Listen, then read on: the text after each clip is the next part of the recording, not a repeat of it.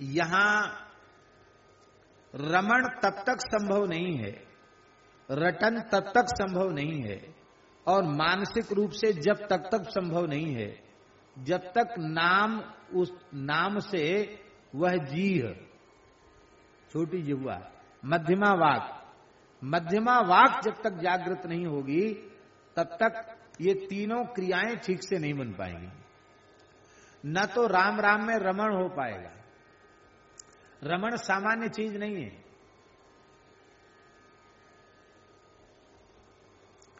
भगवान का नाम जो राम है ना, वो रमण के कारण ही तो है। रमन्ते योगनो यस्मिन् सत्यानंदे चिदात्मनि इति राम पदे नासु पर ब्रह्मा भी धीयते। तो अरि जिह्वे, जीह, राम राम शब्द में रमण कर, राम नाम में रमण कर, राम नाम की रट लगा और राम नाम का जप कर।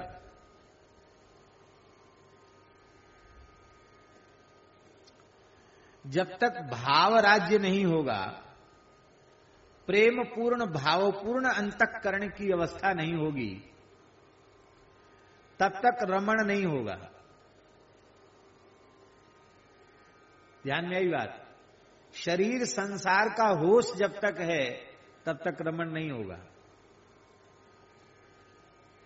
शरीर संसार का अध्यास रहने पर तो शरीर संसार में ही रमण होगा, भोगों में, विषयों में रमण होगा। राम राम में रमण कब होगा? जब इतना प्रेम भगवान में हमारा हो जाए, इतना प्रेम भगवान के नाम में हमारा हो जाए कि हमें शरीर संसार की विस्मृति हो जाए। और शरीर संसार की पूर्ण विस्मृति और उस भावपूर्ण अत्यंत अंतर्मुख जो अवस्था है, उसी को ध्यान कहते हैं, उसी को समाधि कहते हैं, और उसी अवस्था में रमण होता है। हमारे पूज्य पहाड़ी बाबा महाराज को बुखार आ गया। महाराज दवाई नहीं लेते थे, लगभग 120 वर्ष की आयु तक स्वस्थ विराजमान रहे, दवाई नहीं लेते थे। और उनके डर के मारे आश्रम में किसी साधु को, ब्रह्मचारी को बुखार भी नहीं आता था, डर के मारे उनके। हाँ,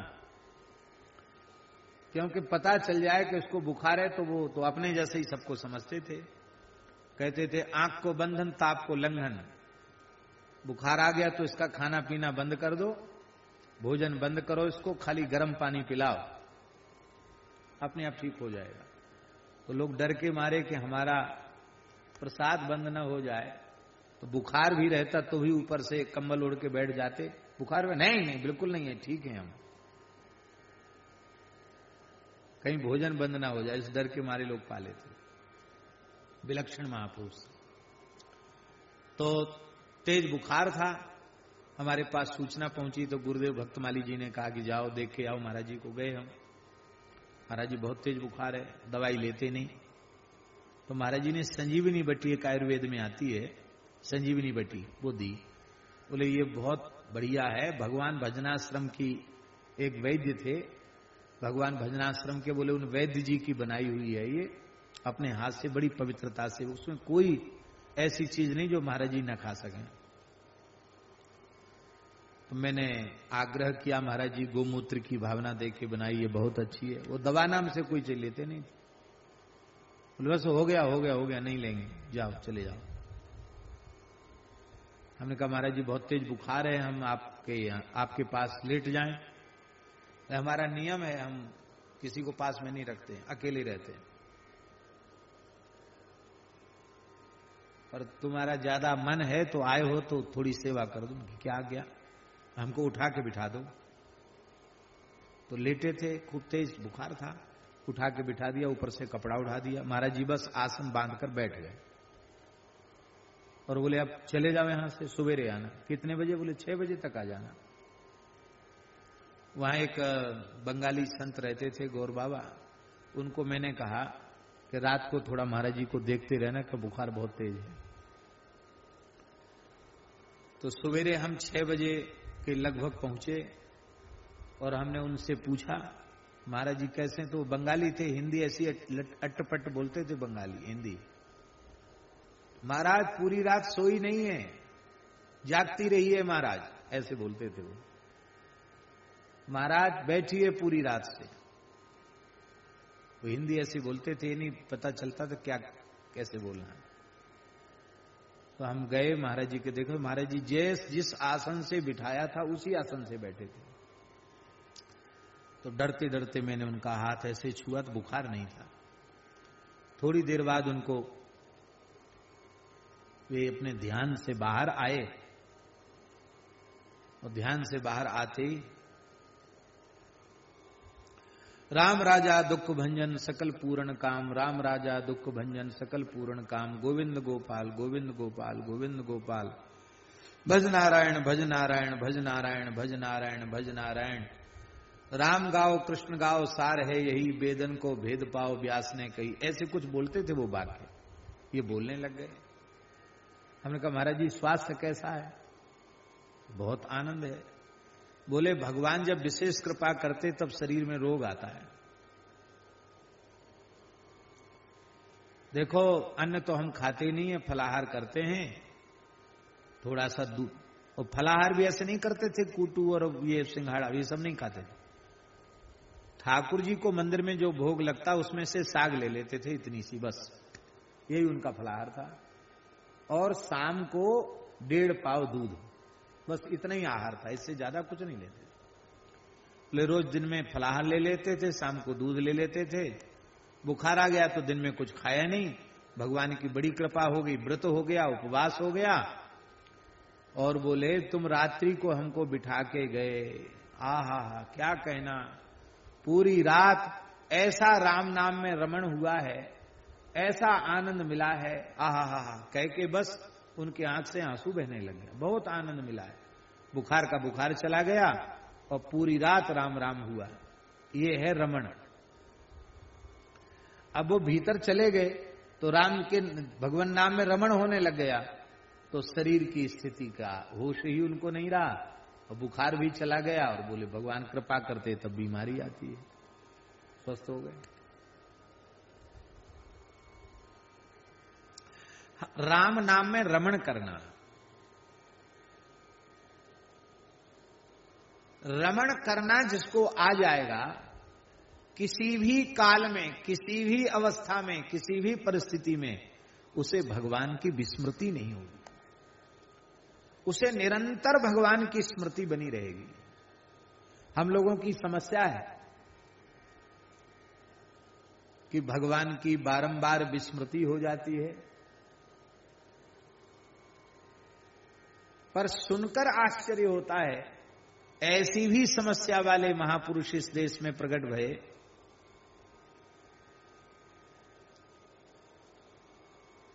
जो कहते हैं अब कैसे छूटे नाम रट लागी, रैदास जी महाराज, अब कैसे छूटे, ये तब होगा जब राम नाम में रमण होना आरंभ हो जाएगा। राम नाम में रमण होना आरंभ हो जाएगा तो फिर लाख कोशिश करो, राम नाम छूटने वाला नहीं है। अब कैसे छूटे नाम रट लागी, अब कैसे छूटे नाम रट लागी, प्रभु जी तुम चंदन हम पानी, जाकी अंग अंग बास समानी। ये है रमण महाराज जी, जैसे चंदन और जल का संयोग, जाकी अंग अंग, आप चंदन हैं तो मैं जल हूं, ये है रमण। जाकी अंग अंग बास समानी, प्रभु जी तुम घन बन हम मोरा, जैसे निरखे चंद्र चकोरा, अब कैसे छूटे नाम रट लागी। प्रभु जी तुम मोती हम धागा, जैसे सोने मिलत सुहागा। प्रभु जी तुम दीपक हम बाती, जाकी ज्योति जरे दिन राती। अब कैसे छूटे नाम रट लागी। प्रभु जी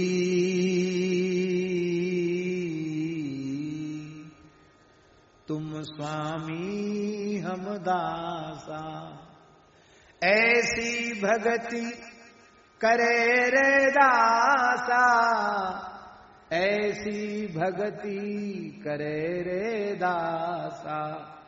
अब कैसे छूटे नाम रट लागी। न छूटेगी और न टूटेगी। ये होगा तभी जब राम नाम में रमण करना आ जाएगा।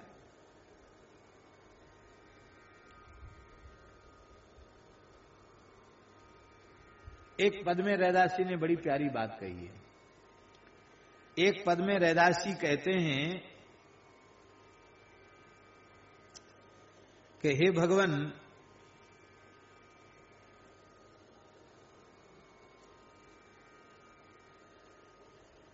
आप ही कृपा करके बताओ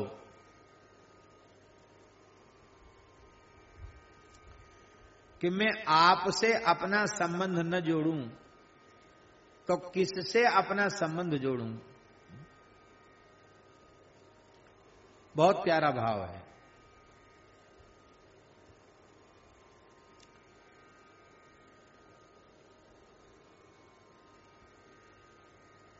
जो तुम तोरो राम मैं नाही तोरूं। कथनचित आप किसी बात पर रुष्ट होकर हमसे सुझाव, हमारा तुमसे कोई लेना देना नहीं, तुम्हारा हमारा कोई संबंध नहीं। आप बड़े हो, बड़े लोग कर सकते हैं, पर मेरी तो स्थिति यह है कि जो तुम तोरो राम मैं नाही तोरूं। क्यों? तुम सन तोरी कौन सो जोरूं। यदि तुमसे अपना संबंध तोड़ दूं तो फिर यह बताओ मैं जोड़ूं किससे। शरीर संसार अनित्य है, अनित्य से संबंध जोड़कर रखा तो उसका परिणाम यह हुआ कि न जाने कितने काल से इस दुखद जन्म मृत्यु के चक्र में हम पड़े हुए हैं। अब तक हम कृतकृत्य नहीं हो पाए, कृतार्थ नहीं हो पाए। जो तुम तोरो राम मैं नाही तोरूं, तुमसे तोरी कवन से जोरूं। बोले तमाम लोग हैं, अनेक प्रकार के साधन करते हैं, तुम भी करो, हमें किसी का भरोसा ही नहीं, और बिना भरोसे के कुछ करना लाभकारी नहीं। क्योंकि तीरथ बरत न करो अंदेशा, तुम्हारे चरण कमल को भरोसा। जहां तहां जाऊं तुम्हारी पूजा, तुम सा देव और नहीं दूजा। अब आगे क्या कह रहे हैं महाराज, बड़ी प्यारी बात। मैं अपनो मन हरि सो जोर्यो, हरि सो जोरी सवन सो तोर्यो। मैंने अपने मन को भगवान से जोड़ दिया, और भगवान से जोड़ दिया तो सारे संसार से तोड़ दिया। सब ही प्रहर तुम्हारी आशा, मन क्रम बचन कहत रे दासा। इसलिए हे भगवान, ये है रमण, इसको रमण कहते हैं।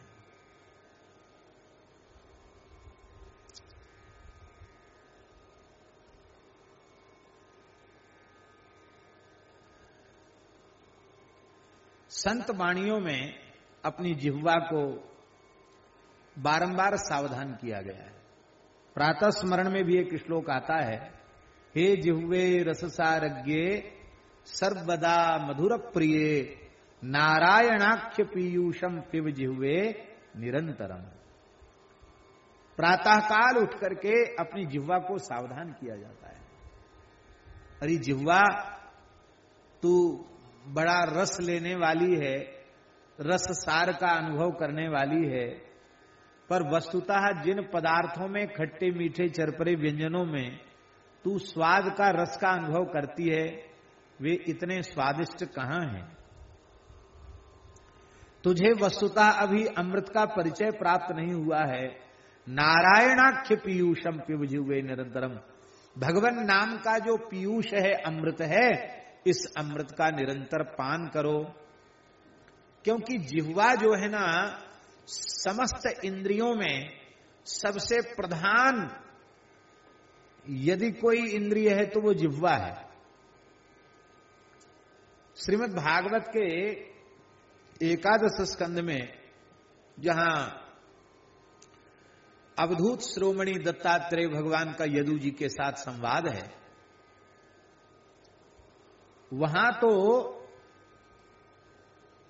भगवान दत्तात्रेय ने एक बड़ी प्यारी बात कही है। भगवान दत्तात्रेय कहते हैं, तावत जितेंद्रियो न स्यात् विजितान्येन्द्रिय पुमान न जये द्रसनम यावत जितम सर्वम जिते रसे। भगवान दत्त कह रहे हैं, जिसने अपनी जिह्वा को नहीं जीता वह जितेंद्रिय नहीं हो सकता। भले ही उसने सब इंद्रियों पर विजय प्राप्त कर लिए, पर इस जिह्वा पर विजय प्राप्त नहीं की है तो वह जितेंद्रिय नहीं बन सकता है, नहीं हो सकता। जितम सर्वम जिते रसे। इस रसनेन्द्रिय को जीत लिया तो मानो सब इंद्रियों को जीत लिया।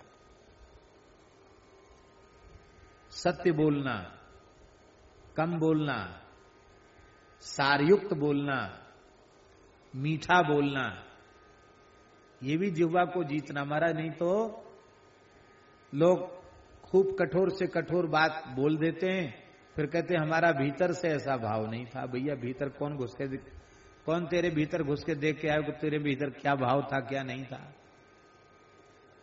वाणी ऐसी बोलिए मन का आपा खोए, और उनको शीतल करे आप ही शीतल होए।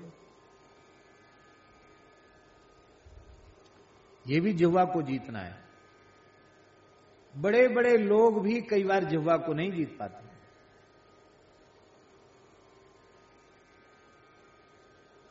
और इस जिह्वा को जीतने का एक साधन मौन भी है। स्वामी जी हमारे ज्यादा से ज्यादा मौन रहते हैं। ज्यादा लंबे समय तक मौन रहने वाले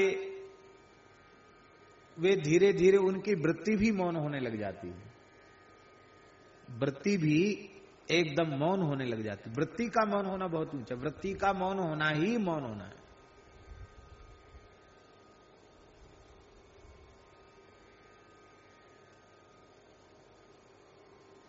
पदार्थों को भोगने का, स्वाद लेने का लौल्य न रह जाए जिह्वा में। जो कुछ भगवत प्रसाद भगवत इच्छा से मिल जाए, पवित्र आहार, उसे हम लेकर के अपने गड्ढे को भर लें, पेट वाले गड्ढे को भर लें और भजन करें। ये वृत्ति हो।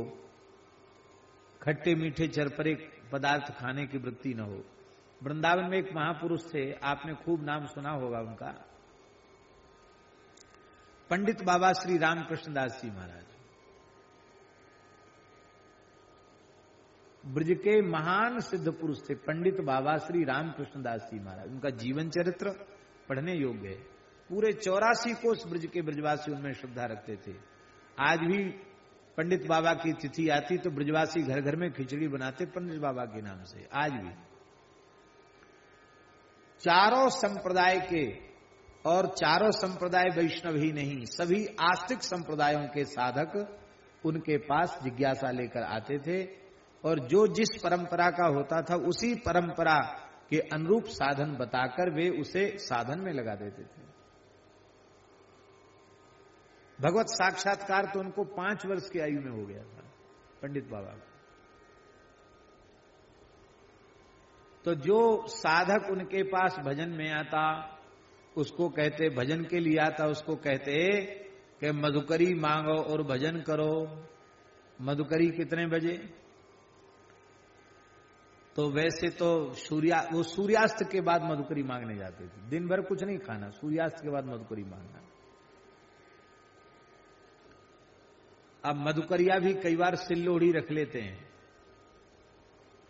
कि कुछ नहीं तो कभी 2 पत्ती पुदीना की मिल जाए, हरी धनिया की मिल जाए, हरी मिर्चा मिल जाए, थोड़ा नमक हो जाए, तो कुछ नहीं तो सिल्लोड़ी पर चटनी ही बांट के पा लेंगे।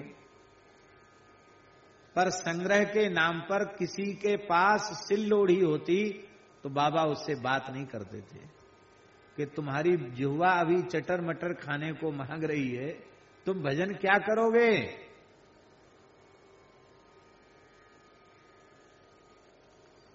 रूखी सूखी मधुकरी रोटी पाकर के भजन करो, ये उनका उपदेश था। हमारे पूज्य महाराज बताते थे, पहाड़ी बाबा महाराज की गाजीपुर क्षेत्र में, ये बनारस के पास है गाजीपुर, इस क्षेत्र में गंगा किनारे एक महात्मा रहते थे। तो बड़े महान योगी थे, महान सिद्ध पुरुष थे। तो कोई साधक जाता, बोले हमको कोई योग साधन बताइए। तो कहते थे पहले साधन के योग्य अपने जीवन को बनाओ, तो कुछ दिन रहो, जब हम समझेंगे तुम्हें लायक तो तुम्हें बता देंगे कुछ, तब तक राम राम करो। और साधकों का भोजन अलग बनता था और संतों का अलग बनता था। संतों को कहते जो भोग लगता प्रेम से पाओ, खूब भजन करो, सीताराम सीताराम करो, ये उनके लिए साधन था। जो कुछ योगाभ्यास करना चाहते थे उनको वो कहते थे कि तुम्हारा अलग भोजन, उनका नमक बंद, उनका मिर्चा बंद, उनका मीठा बंद, घी बंद, दूध बंद, तेल बंद, सब बंद कर देते और खाली उबाल करके, कभी दाल पतली चोकर, दाल का चोकर, कभी जौ का चोकर, कभी भूसी का चोकर उबाल के रख देते, कभी खाली पालक उबाल के रख दिया, बथुआ उबाल के रख दिया, खाओ। घी तेल कुछ नहीं, मीठा वीठा कुछ नहीं। खिचड़ी भी उसमें हल्दी नमक भी नहीं रहता, खाली पानी में दाल चावल उबाल दिया और खूब पानी डाल दिया, पतली पतली, खाने लायक खिचड़ी नहीं, पीने लायक खिचड़ी, ये देते थे। और पंगत एक साथ होती थी, पंगत अलग अलग नहीं होती थी। तो जो महात्मा हैं उनके लिए कभी कभी उत्सव में खीर मालपुआ है, कभी गुलाब जामुन है, कभी इमरती है, बालूशाही है, और दाल भात फुल्का साग तो बनता ही था।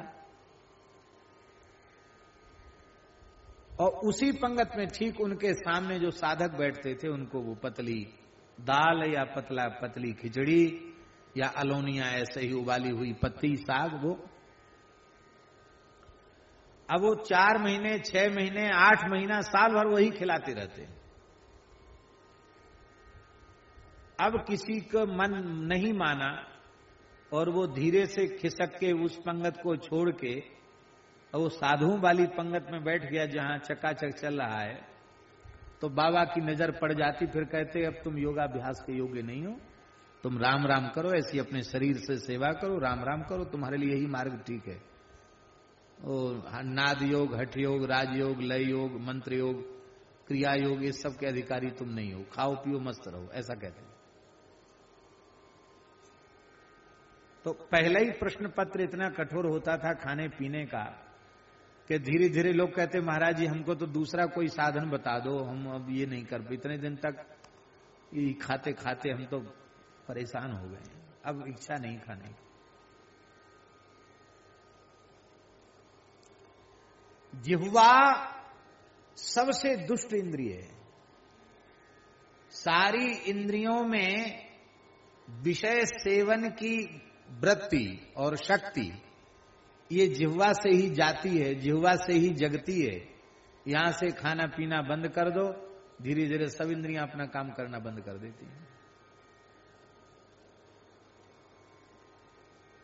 निर्जला एकादशी आती है और जो लोग निर्जला करते हैं तो शरीर में अधिक शक्ति होती है, तो दोपहर तक तो खूब थोड़ा चेहरा चमकता रहता है, और दोपहर पीछे थोड़ा उनसे पूछो निर्जला है, और आधी रात के बाद तो फिर बड़े तकलीफ में आ जाते हैं। कहीं तेज गर्मी हो तो फिर त्रुटुर युगायते त्वाम अपस्यताम, जैसे गोपियों को भगवान को बिना देखे एक एक क्षण युग बीता, ऐसे वो कहते हे सूर्य नारायण जल्दी उदित हो जाओ, पारण का समय आवे कि हम कुछ ग्रहण कर लें। ऐसी स्थिति होती है।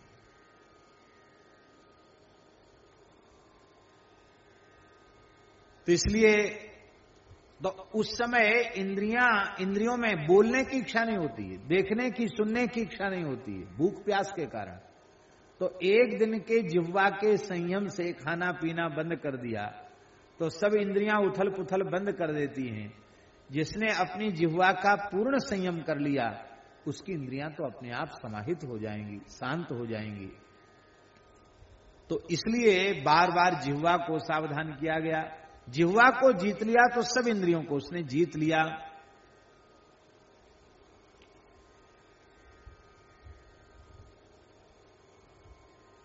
रमण जीह से होगा, भीतर की बात जागृत हो जाएगी तब रमण शुरू होगा, इसलिए उसको रमण का आदेश देते हैं। और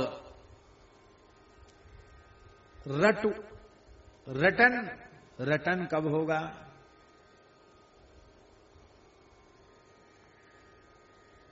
खूब साधन करने के बाद भी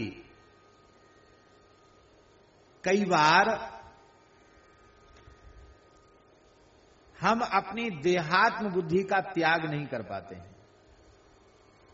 श्रीमद् भगवद गीता, ब्रह्मसूत्र, उपनिषद इनको खूब पढ़ लिया, पढ़ा दिया, फिर भी देहात्म बुद्धि का त्याग हम नहीं कर पाते हैं। क्योंकि देहात्म बुद्धि के त्याग होते ही सुख दुख हानि लाभ, स्थूलता कृशता, भूख प्यास आदि सब देह के धर्म हैं। देहे न जातस्य ही में न संति। तो देहात्म भाव का अतिक्रमण साधक नहीं कर पाता है, कई बार खूब प्रयास करने पर भी। तो देह बुद्धि से ऊपर उठेगा कैसे? गोस्वामी जी दूसरा साधन बता रहे, राम राम रटु, राम नाम की रट लगा दो। रट लगाते लगाते लगाते लगाते लगाते आपको नाम का स्वाद मिलने लग जाएगा, फिर शरीर संसार की विस्मृति हो जाएगी, देहाध्यास स्वतः तुम्हारा मिट जाएगा। इसलिए देहात्म बुद्धि से मुक्त होने के लिए रटने का आदेश दे रहे हैं, राम राम रट। देह बुद्धि जब हो जाए तुम्हारी तो राम नाम रटो, और राम नाम जप, राम राम जपो, राम राम जपो। जप जो है ना वो 3 प्रकार का होता है।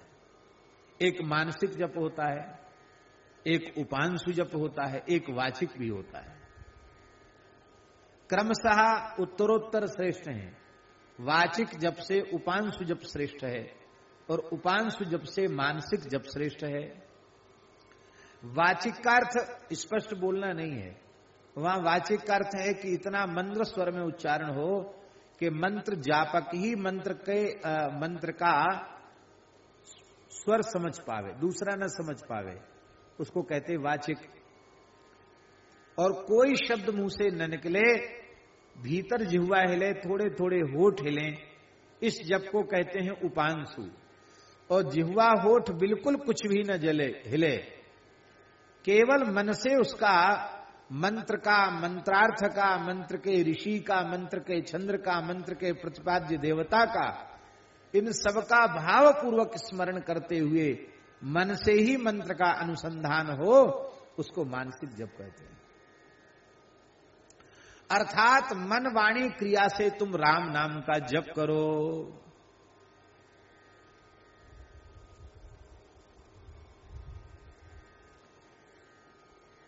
राम राम रमण करो, अर्थात रमण मन का होगा, अंतःकरण को होगा, अंतःकरण को राम नाम में लगा दो और राम राम रटो, राम नाम को रटो। इसका अर्थ है कि संसार में ऐसे अवसर आते हैं बोलने के, आप नहीं बोलना चाहते हैं, लेकिन कोई व्यक्ति ऐसा बहुत बोलने वाला व्यक्ति आपके सामने आ जाए तो आप सुनते सुनते परेशान हो जाएंगे, आखिर में कुछ न कुछ आपको बोलना ही पड़ेगा। और जब आप कुछ बोलेंगे तो आपके बिना बोले जब वह इतना बोल गया तो आपने कुछ बोल दिया, फिर क्या वह चुप बैठेगा? वह कुछ न कुछ बोलेगा। बहुत से लोग ऐसे होते हैं, 2 मिनट की बात कहेंगे कि बस 2 मिनट आपका हम लेंगे, और 2 मिनट की बात कह के हो सकता है 2 घंटा पार कर दें। धर्म संघ वाले गुरु जी के यहां एक महानुभाव आते थे, वो उड़िया बाबा आश्रम में रहते थे, अग्रवाल वैश्य थे, अच्छे साधक थे, लेकिन बात बहुत करते थे। तो गुरु जी कई बार हम लोगों को पढ़ाते होते और वो आ जाते तो वो एक भागलपुरी जैसी धोती पहनते थे, एक भागलपुरी चादर ओढ़ते थे, भद रहते थे। तो गुरुजी, वो देखा होगा सेवा कुंज वाला उनका घर, वो खिड़की से देख लेते थे कौन आ रहा है रोड पर, तो वो दिखाई पड़ जाते तो हमसे कहते जाओ मेन गेट बंद कर दो, मेन मुख्य द्वार बंद कर दो। तो हम बंद कर देते। तो पहले वो थोड़ा खटे, नारायण, ओम नमो नारायण, हरिओम हरिओम, राधे राधे, राधे श्याम, ऐसे कुछ शब्द बोलते। गुरुजी पढ़ाते रहते। फिर वो खिड़की के पास आते, कहते गुरुजी द्वार बंद है। तो कहते हाँ अब क्या कहें, ये विद्यार्थियों की पढ़ाई में विक्षेप होता है, तो बस गुरुजी बस 2 मिनट की बात है। तो गुरुजी कहते यहीं खड़े खड़े कर लीजिए, बहुत जरूरी बात है, तो यहीं कर लीजिए। तो 2 मिनट की बात का मतलब 20 मिनट होता था कम से कम। और कथनचित द्वार खुला रह गया और आकर कोठरी में बैठ गए तो गुरुजी थोड़ी देर बाद विद्यार्थियों को इशारा करते थे कि कहीं आवश्यक हो तुमको जाना तो अब तुम प्रेम से जा सकते, क्योंकि जब तक हमारी संध्या का समय नहीं होगा तब तक इनका आसन खुलने वाला नहीं। कई बार प्रतिपदा वगैरह छुट्टी होती ना, उसमें हमारे पास भी वो आ जाते थे। गुरुजी ये भी बहुत अच्छा पढ़ते वाले, बड़े बढ़िया कथा कहते हैं, वो कभी हमारे पास भी आ जाते। तरह तरह की बातें, कहाँ अच्छी बातें ही करते थे, लेकिन कहाँ कहाँ की बातें, बात का अंत नहीं, बात में से बात। जैसे पंचतंत्र की कथाओं में से कथाएं निकलती हैं, ऐसी उनकी बात में से बात निकलती चली जाती। मुख्य बात कहां से शुरू हुई वो तो गायब हो जाती। ऐसे होते स्वभाव। तो इस प्रकार के वाग व्यवहार से बचने के लिए हम क्या करें? बोले राम राम रटु। दूसरा कोई बोले उसके पहले ही तुम जोर से कीर्तन करना शुरू कर दो। वो सोचेगा कि अब इनका कीर्तन बंद हो तब हम कुछ अपनी बात बोलें, अब हम अवसर देंगे तब ना वो बोलेगा। तो राम राम रटु, ऐसी रट लगा दो कि तुम्हारी वाणी भी व्यर्थ चर्चा की ओर न जाए और तुम्हारे निकट बैठकर व्यर्थ चर्चा करके तुम्हारे समय को नष्ट करने का अपराध भी किसी के द्वारा न बने, उसका समय भी बर्बाद न हो, तुम्हारा समय भी बर्बाद न हो। इसलिए जब ध्यान की अवस्था में हो तो राम नाम में रमण करो, और जब व्यवहार की अवस्था में हो और ऐसा कोई बातचीत करने वाला आ जाए तो फिर दूसरी बात मत बोलो, कीर्तन शुरू कर दो, राम राम रटु। और बाकी समय, हर समय तो ध्यान की अवस्था में नहीं रह सकते हो, देह का धर्म देह के साथ है, हर समय ध्यान की अवस्था में नहीं रह सकते हो। तो हर समय के लिए क्या करें? बोले चलते फिरते उठते बैठते सोते खाते पीते जगते हर समय मानसिक रूप से नाम का जप करो। देखो मानसिक नाम का जप बहुत श्रेष्ठ है, बहुत श्रेष्ठ है। हमारे देश के एक बहुत उच्च कोटि के महापुरुष थे, पूज्य श्री डोंगरे जी महाराज।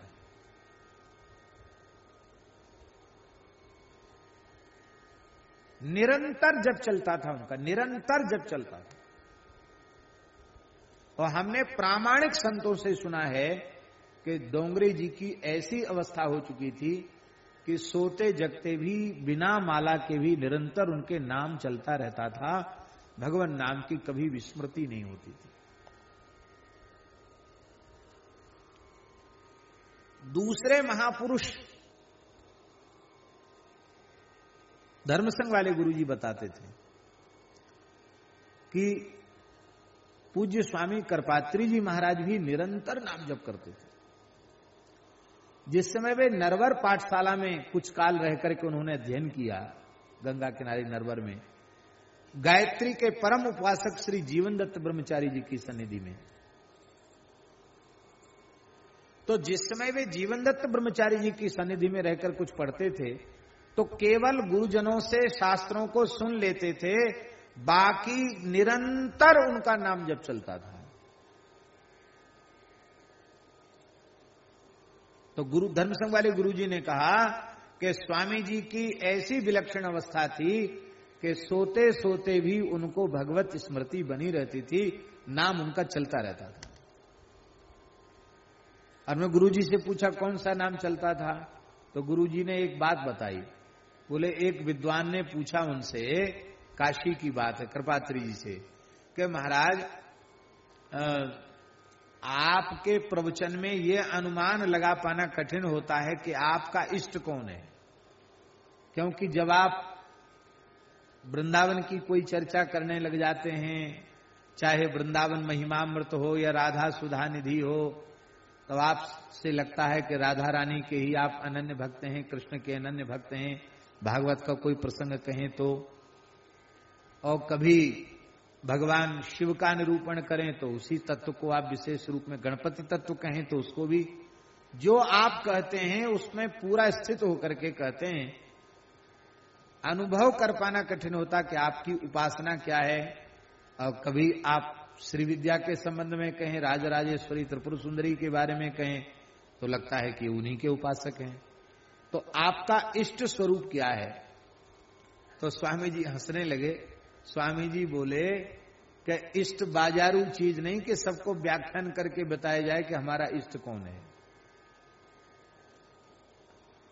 इष्ट बताया नहीं जाता है। मंत्र, इष्ट, ये सब गुप्त रखने की चीज होती है, इसका प्रकाश नहीं किया जाता है। तो आपने सुना होगा श्री देवनायकाचार्य जी महाराज, उनका ये प्रश्न था कि स्वामी जी आपके बारे में लोग कहते हैं कि ये स्वामी जी का इष्ट क्या है, आप बताइए आपका इष्ट क्या है। तो अब अत्यंत अंतरंग लोग पूछ रहे हैं, तो स्वामी जी ने क्या कहा, बहुत ध्यान से सुनने वाली बात है। स्वामी जी बोले कि प्रायः मंगलाचरण में इष्ट स्मरण ही किया जाता है, सर्वप्रथम इष्ट स्मरण किया जाता है। तो हम मंगलाचरण में सबसे पहले क्या स्मरण करते हैं? लगता है आचार्य जी आपने उस पर ध्यान नहीं दिया।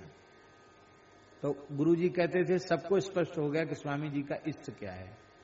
स्वामी जी किसी भी विषय पर प्रवचन करें, उनके प्रवचन का आरंभ ही होता था ओम नमः परमहंसा स्वादित चरण कमल चिन्मकरंदाय भक्त जन मानस निवासाय श्री रामचंद्राय श्री राम जय जय राम। यही उनका मंगलाचरण और यही कीर्तन सर्वत्र होता था। तो गुरुजी कहते थे कि एक बार उन्होंने संकेत रूप में स्वीकार किया राम जी ही हमारे इष्ट हैं। और रामचरित मानस के प्रति और श्रीमद् वाल्मीकि रामायण के प्रति स्वामी जी के हृदय में अगाध श्रद्धा थी। तो गुरुजी के ये वचन थे कि राम नाम का निरंतर भीतर से जप स्वामी जी का होता रहता था। तो चलते फिरते उठते बैठते सोते खाते पीते जगते हर समय हम मानसिक, और ये हर समय तो मानसिक जप ही संभव है। पाप से बचना बहुत कठिन है। कई बार यह पाप है, यह जानकारी होने में भी विलंब हो जाता है। बिना जानकारी के हमसे पाप बन जाते हैं। और कई बार ऐसा होता है कि यह ज्ञात होने पर भी कि यह पाप है, फिर भी कोई जन्मांतरीय संस्कार चित्त पर ऐसे पड़े रहते हैं, उनके कारण जानबूझकर भी पाप बन जाते हैं। और हमारा प्रायश्चित भी कुंजर शौच के समान हो जाता है। हाथी को नहलाया धुलाया महावत ने, और फिर बाहर आती धूल मिट्टी फिर अपने ऊपर डाल लिया।